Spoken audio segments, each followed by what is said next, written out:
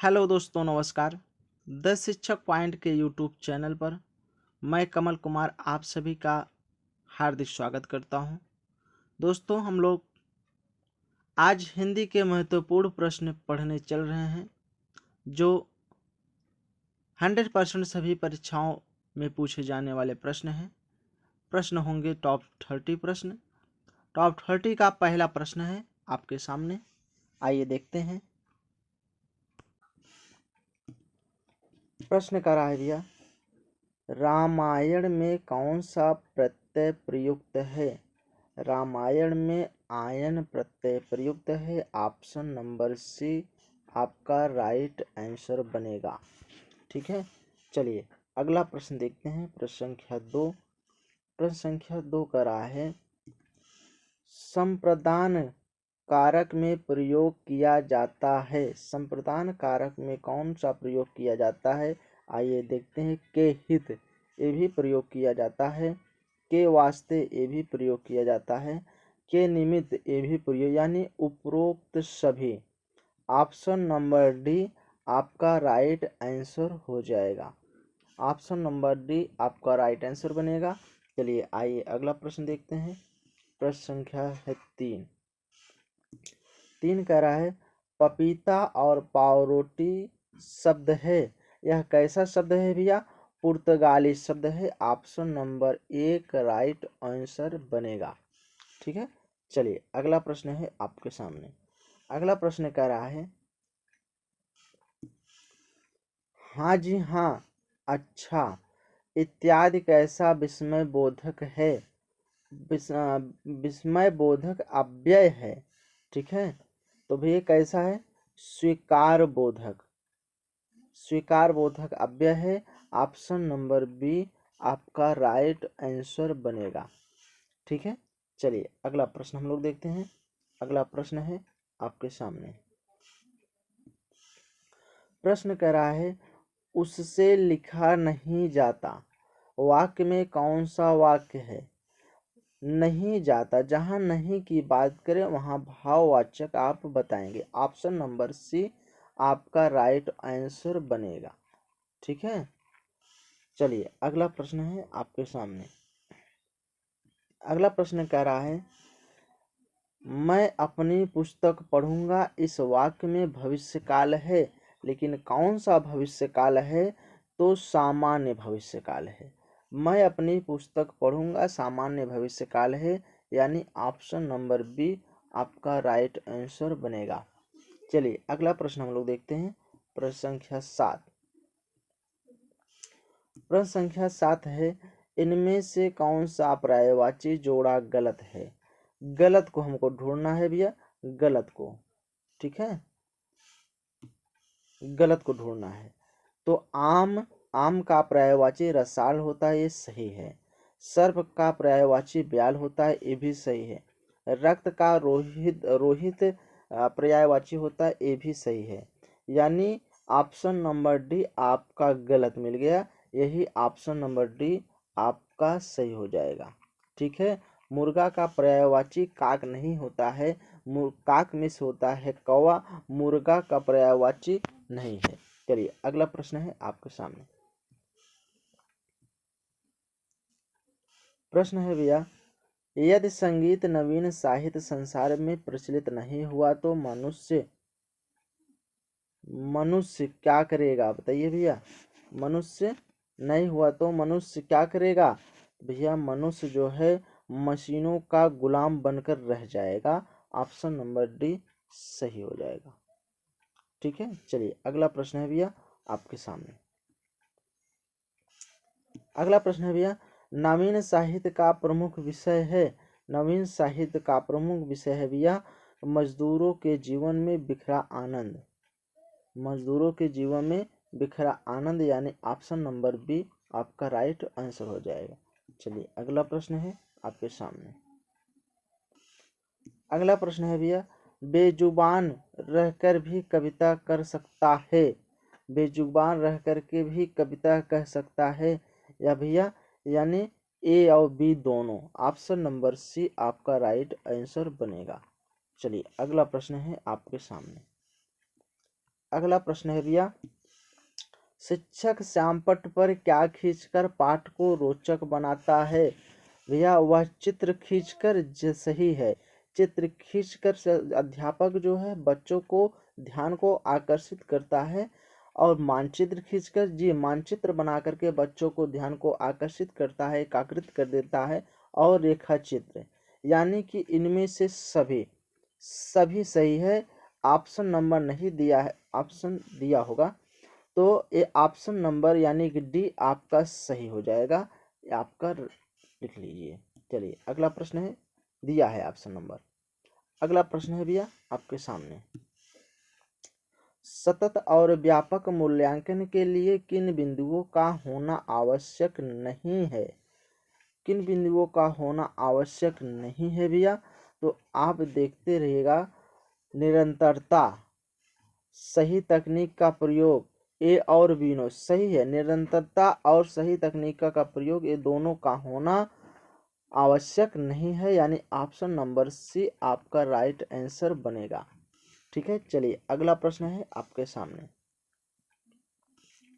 प्रश्न है भैया, गोदान उपन्यास किस रचनाकार द्वारा रचित है? प्रेमचंद द्वारा। किसके द्वारा रचित है भैया? प्रेमचंद द्वारा। ऑप्शन नंबर डी आपका राइट आंसर बनेगा। गोदान मुंशी प्रेमचंद जी की उपन्यास है। चलिए अगला प्रश्न है आपके सामने, फल फूल में कौन सा समास है? फल फूल में भैया द्वंद्व समास है। कौन सा समास है? द्वंद्व समास है। एक दूसरे के विपरीतांक बता रहे हैं भैया। ठीक है, चलिए आपका राइट आंसर बन जाएगा ऑप्शन नंबर डी। चलिए अगला प्रश्न है भैया आपके सामने। प्रश्न कह रहा है अगला 15, प्रयाग में कौन सा उपसर्ग का प्रयोग है? प्रयाग में कौन सा उपसर्ग का प्रयोग है? तो भैया ऑप्शन नंबर ए प्र उपसर्ग का प्रयोग है, ए राइट आंसर बन जाएगा। चलिए अगला प्रश्न है भैया आपके सामने। प्रश्न है भैया, कुख्यात शब्द का विलोम होगा।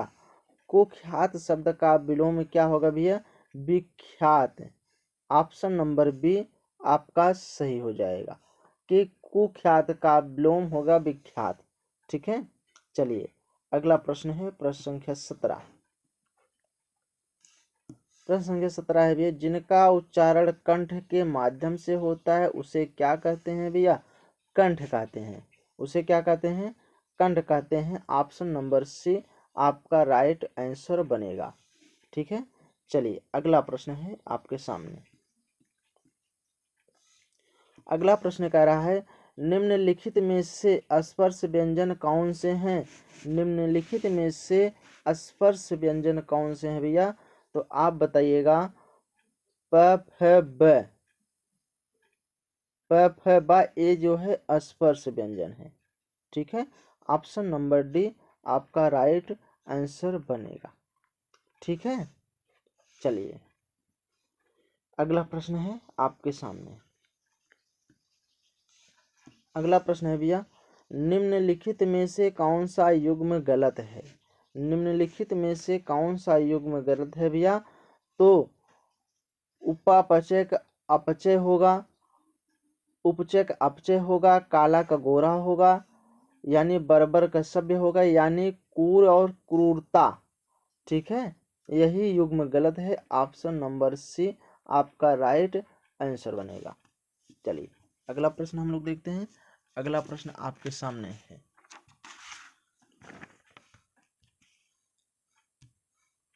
अगला प्रश्न कह रहा है भैया, इनमें से कौन सा पंचमा अक्षर नहीं है? पंचमा अक्षर नहीं है। अंगा ए भी पंचमा अक्षर है, या ए भी पंचमा अक्षर है, या अड़ा ए भी है, यानी कि बा। ऑप्शन नंबर डी आपका राइट आंसर बनेगा। डी जो है यह पंचमा अक्षर नहीं है।